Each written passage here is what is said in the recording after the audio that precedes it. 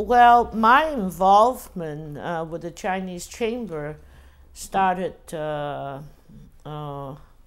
actually when I first became a reporter for the San Francisco Chronicle in the 70s.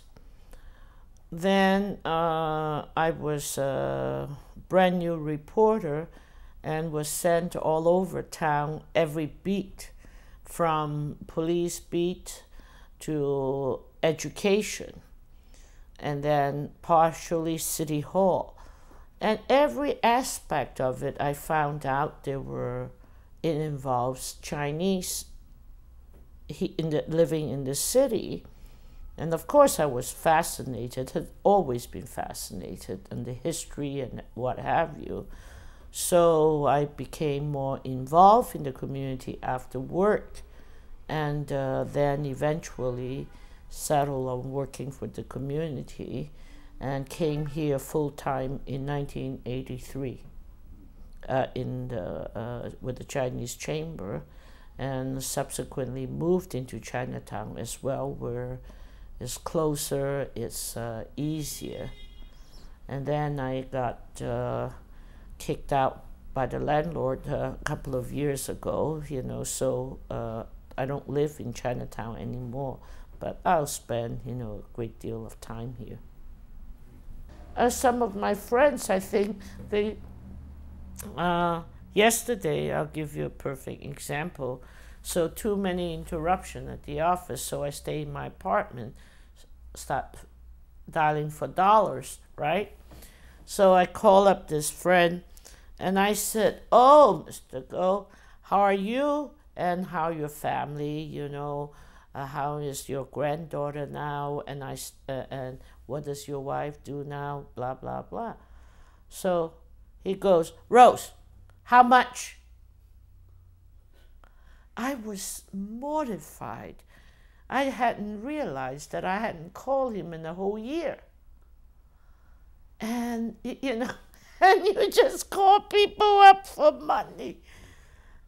But that's how busy and how involved we are that, I didn't realize this longtime friends I've known for 30 years. I haven't visited them, And yet, he was not angry with me. And he was just practical. He just said, "How much, Rose?" And I stopped a little bit, and I said, "Has my life become in such an extent because you jump from one issue to another, jump from one thing to another, that you just call people up for money?" And I find out, Lawrence Louis, their restaurant, Harbor Village, you might want to do a story. I helped them when they opened one of the Hong Kong style, the first one, and, upgrade Chinese restaurant. 20 years later, they're closing on the 28th of this month. After 20 years. Even then, they couldn't afford the rent at the Embarcadero 4. It just didn't make sense for them to do it. They're closing 20 years. So I think of all the captains, the waiters, the busboys, where would they go? They have 70 some odd staff there. And they're facing unemployment at the end of the month. And they are all not retirement age, but they're all middle age. Who can absorb all of them and all those talents? Yeah, so I said, I was thinking when they first opened up, who did I call to help them besides myself, because I wanted, a high-end, fancier Cantonese, authentic Cantonese Hong Kong restaurant. So I helped them, I worked hard to help them open and make it a reality.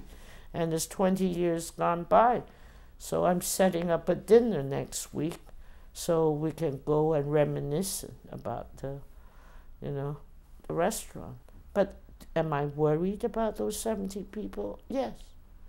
Those are people that I saw maybe once or twice a month, for 20 years. Yeah, I don't know what's going to happen to them. What do you do? You can't solve all of the problems, just take one day at a time. I never thought I'll live to be this old. With my high intensity, I honestly thought I'll die young. And I'm getting to be an old lady.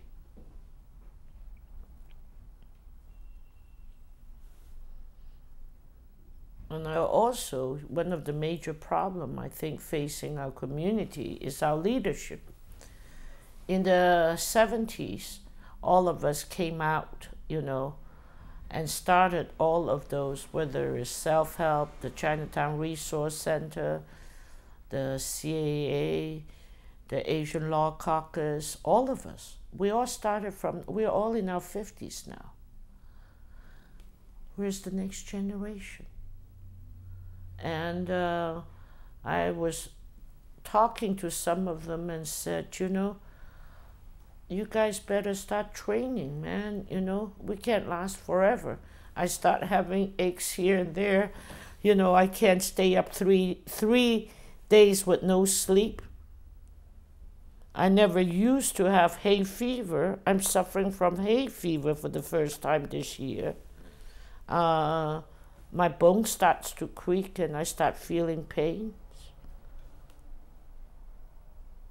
But, hopefully the next generation of leadership, smarter than we are, I'm sure there are lots of them that are smarter, and a lot of us never got married, never have children, and just devoted our life to the community.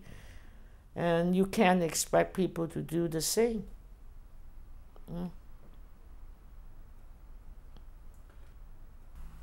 Our people are smart, but maybe they're too smart. They're not stupid like us that, gave up all of those things, I mean, my professional career was not, activist, trouble rouser or whatever. So, but you just got yourself into this thing and never left. I was just going to do it for a few years.